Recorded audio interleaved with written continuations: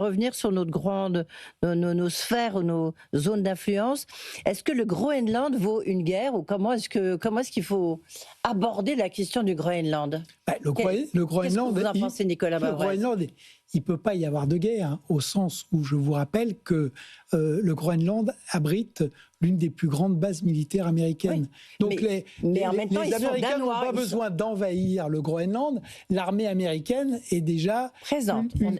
ultra présente au terme de traités qui ont été passés dans les années 40 et ensuite dans les années 51, je crois. dans les années 50. Ouais. Donc, ce qui est extravagant, c'est que le président des États-Unis puisse même évoquer, menacer d'utiliser la force contre un des pays Mais il le un fait. de ses alliés au sein Ouais. de l'OTAN.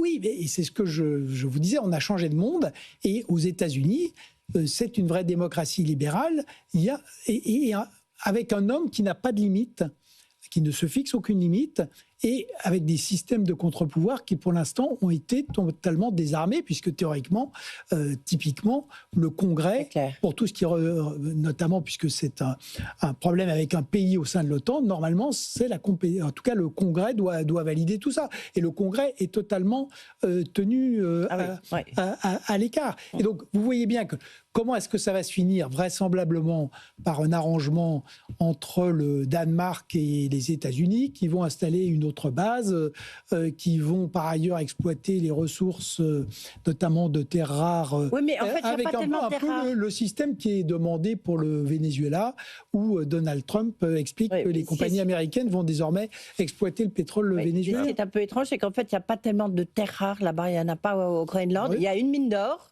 Il y a du pétrole, beaucoup d'uranium. Mais il faut vraiment creuser très très loin. Il y a beaucoup d'uranium, il y a beaucoup d'uranium, et il y a surtout des ressources qui étaient inexploitables et qui deviennent de plus en plus exploitables à la faveur de la fonte des glaces. Voilà. Simplement pour dire que Donald Trump agite le spectre d'une annexion et par la force. Ce qu'il faut voir, c'est qu'il y a quand même depuis le début de son nouveau mandat une autre guerre qui, elle, est beaucoup plus souterraine et hybride, et qui est en vigueur de la part de l'administration Trump au Groenland.